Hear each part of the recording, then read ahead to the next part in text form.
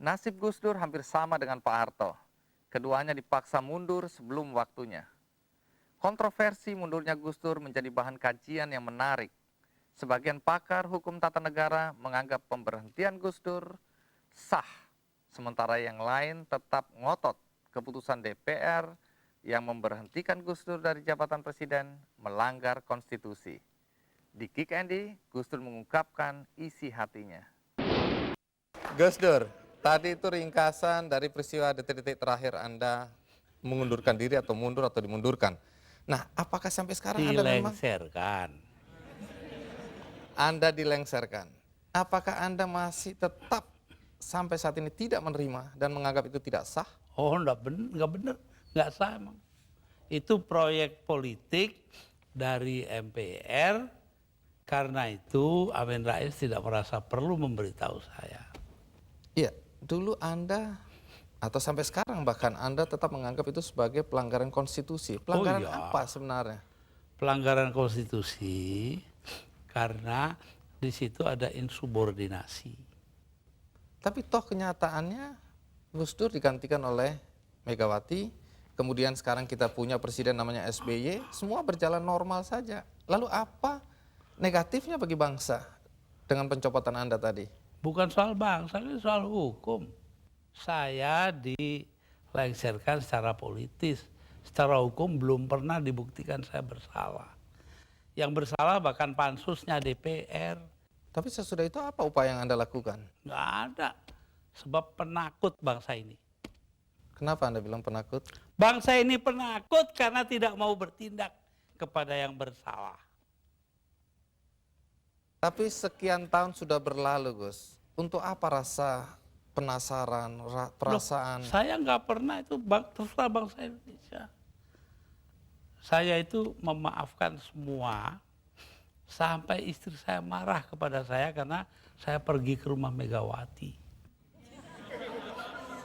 Tapi kenapa Anda lalu ke Megawati kalau memang Anda marah dan kecewa? Saya nggak marah, yang mestinya marah itu bangsa ini. Mereka diam aja lah, kenapa saya jadi ribut? Saya nggak mau ribut. Baik, Gus Dur. Tapi disuruh memandang itu benar nggak bisa dong. Orang kan ada batasnya. Barang antara benar dan salah. Jadi yang benar dalam hal ini istri saya.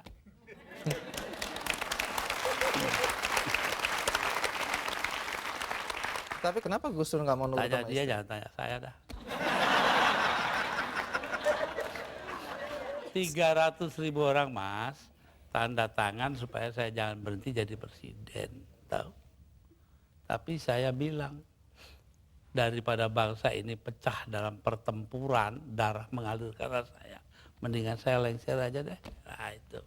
Tapi omongan ini kan dibilang omongan ngawur, Gus. Karena faktanya ketika Anda bilang nanti jutaan orang akan datang masuk Jakarta, orang-orang dari Jawa Timur. Begitu ditunggu-tunggu nggak datang. Saya yang nahan kok.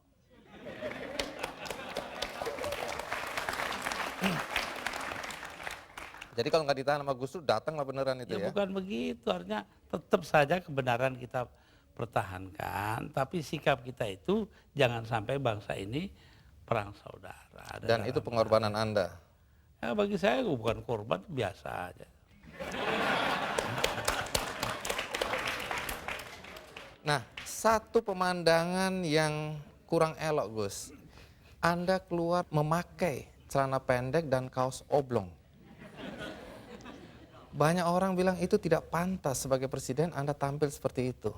Mengapa Anda tampil seperti itu? Lah ya itu supaya saya nggak dianggap presiden.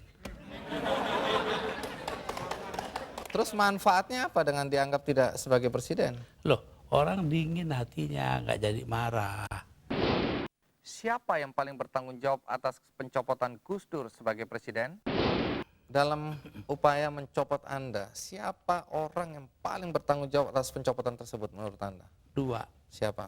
Amin Rais dan Megawati. Mengapa? Hah? Tanya sana dong, gue tanya. Tapi mengapa setelah peristiwa ini hubungan Gus Dur dengan Amin Rais dan Megawati terlihat mesra kembali? Kalau memang Megawati dan Amin Rais dianggap orang yang paling bertanggung jawab atas pencopotan Anda, apakah Anda dendam sama mereka? Lah, ngapain dendam sama Amin? Artinya Gus Dur sudah melupakan itu, sudah memaafkan. Maafkan, lupa sih enggak. Nah, pernahkah setelah peristiwa ini, apakah itu Megawati atau Amin Rais datang ke Anda untuk meminta maaf? Enggak ada. Mereka merasa dirinya benar, ya sudah. Besok-besok akan terbukti oleh bangsa ini sendiri kok.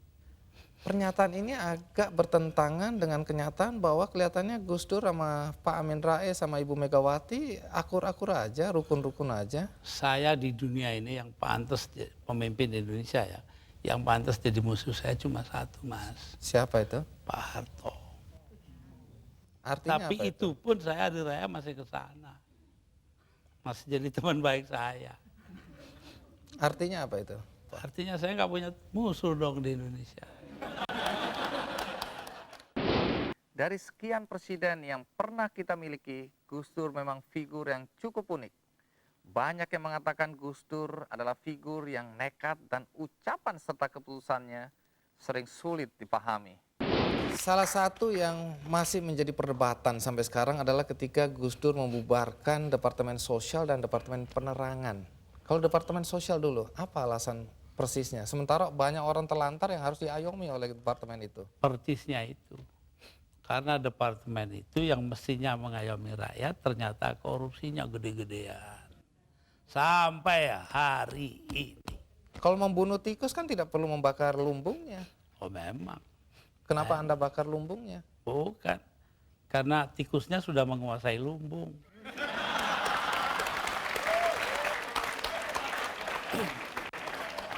Depan dibubarkan, Kalau Depen jelas.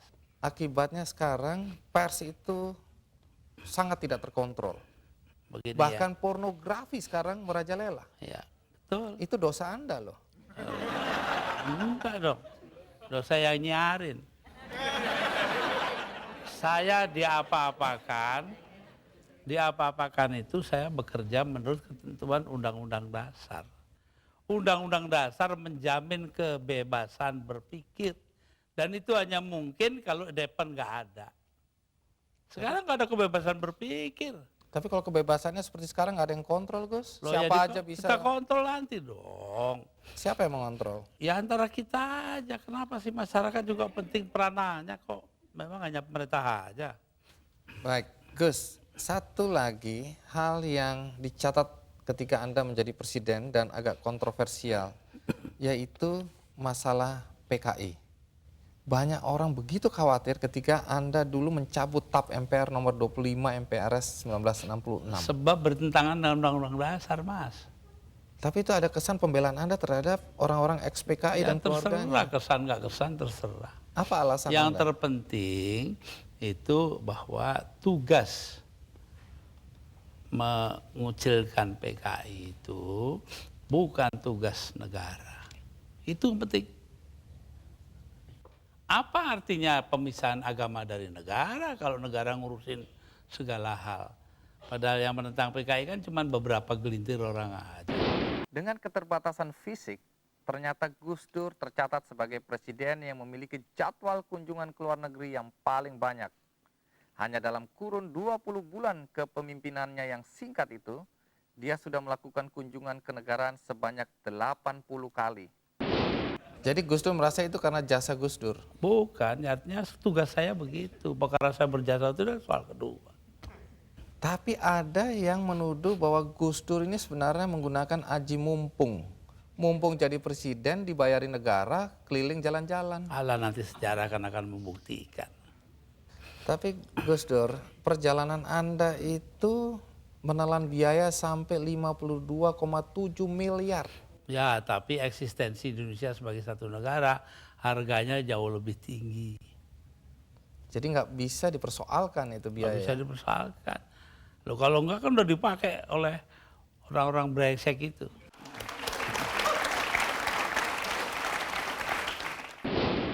Dalam berbagai polling, nama Gus Dur masih termasuk yang cukup populer sebagai calon presiden pada tahun 2009 nanti. Apakah dia akan mencalonkan diri? Lantas bagaimana dengan hambatan fisik yang dulu sempat menghalanginya sebagai kandidat? Nama Gus Dur juga mulai disebut-sebut. Pertanyaannya, apakah Gus Dur juga berminat mencalonkan diri sebagai presiden pada pemilu 2009 nanti?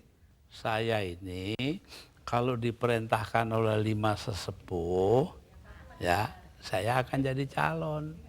Tanpa tim sukses, tanpa duit. Dulu begitu. Kalau Gus Dur maju tadi tanpa uang, tanpa macam-macam, lalu modal Gus Dur apa? Kepercayaan masyarakat. Apa Gus Dur yakin masyarakat masih percaya sama Gus Dur? Loh, bagaimana nih? Ayo ikut saya yuk, nanti kalau saya ke situ Bondo. 250.000 orang. Berbanding 100 atau 200 juta sedikit sekali itu Gus. Loh, kalau cuman dia, lah banyak. Saya ini tiap 2-3 hari sekali, 2 atau 3 hari sekali ini kiai kampung. Kalau mau ikut nanti hari Kamis ke Cicalengka dengan saya, tempatnya Ajengan Said. Itu 3.000 kiai kampung. Kembali ke dalam konteks Gus Dur akan mencalonkan diri, katakanlah setelah mendapat restu dari 2 kiai lainnya. Pertanyaannya, dengan kondisi penglihatan yang terkendala ini Gus Dur, dan itu menjadi hambatan ketika Gus Dur dulu mau maju oleh KPU, dianggap bahwa tidak memenuhi persyaratan kesehatan fisik. Melanggar undang-undang. Tapi kan itu masih ada sampai sekarang Gus Dur. 4 buah undang-undang karena KPU-nya dibiarkan curang. Kalau kemudian itu terjadi lagi sekarang ini tahun 2009? Ya biar aja. Rakyat masih ada ini. Tapi Gus Dur berarti nggak bisa maju dong? Apa? Nggak bisa maju karena Loh, saya terkendala itu oleh... nggak butuh maju kok. Orang tua itu kan punya solusi sendiri nanti. Ini sedikit berandai-andai Gus Dur. Kalau akhirnya Gus Dur tidak maju, siapa tokoh yang Anda anggap pantas untuk memimpin bangsa ini ke depan? Lebih dulu tanyalah, apa yang harus diperbuat bangsa kita.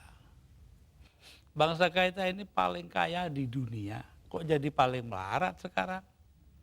Artinya? Karena korupsi dibiarkan, tidak ditindak.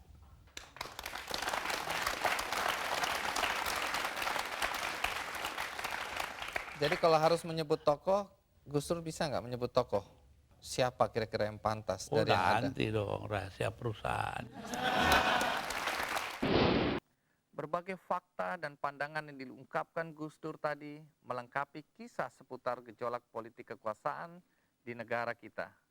Namun setiap fakta yang diungkapkan, terutama oleh para pelaku, dapat kita jadikan masukan untuk sebuah rekonstruksi sejarah perjalanan bangsa, agar anak cucu kita dapat belajar dan tidak mengulang kesalahan di masa lalu.